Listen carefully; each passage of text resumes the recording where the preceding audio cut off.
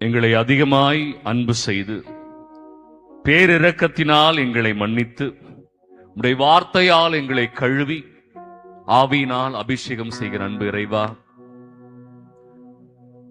நீர் எங்களை படைத்ததே உம்முடைய பிள்ளைகளாக நாங்கள் வாழத்தான்.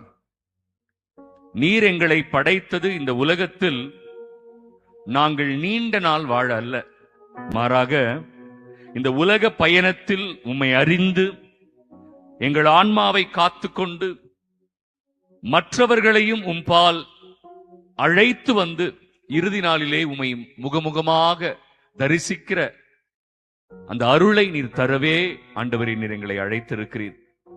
அப்பா, இதோ இங்கு வந்திருக்கிற ஒவ்வொரு மகனையும் மகளையும் வாலிப பிள்ளைகளையும் குழந்தைகளையும் ஆசீர்வதியும்.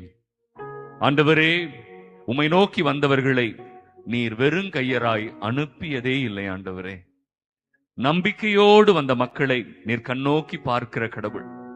பாவத்தில் பிடிபட்ட பெண்ணை கூட நானும் உன்னை தீர்ப்பளிக்க மாட்டேன், ஆனால் இனி பாவம் செய்யாதே என்று சொல்லி அனுப்பினீரே. ஆண்டவரே, முடமுற்றவர்களை சுகமாக்கினீர். காது கேளாதவர்கள், கண் தெரியாதவர்களை ஆண்டவரே நீர் சுகம் செய்து எப்பத்தா திறந்திடு என்று சொன்னீங்களே. ஆண்டவரே, எங்கள் காதுகள் திறக்கட்டும் அப்பா, எங்கள் கண்கள் திறக்கப்படட்டும். ஆண்டவரே, எங்கள் இதயங்கள் திறக்கப்படட்டும். கல்லாலான இதயத்தை உடைய வார்த்தையாலே அடித்து நொறுக்கி அதை சதையாலான இதயமாக மாற்றித்தாரும். ஆண்டவரே, உம் வார்த்தை எங்களுக்கு விடுதலை தரும் என்கிற நம்பிக்கையில் ஆண்டவரே, உம்முடைய உண்மையான பிள்ளைகளாக நாங்கள் மாற, உம்முடைய உண்மையான சீடர்களாக சீடத்திகளாக நாங்கள் மாற உம் அபிஷேகத்தினால் எங்களை வழி நடத்தும். எங்களை காத்துக்கொள்ளும், மீட்டருளும். எங்கள் ஆண்டவராகிய இயேசு கிறிஸ்து வழியாக உம்மை மன்றாடுகிறோம். ஆமென், ஆமென், ஆமென்.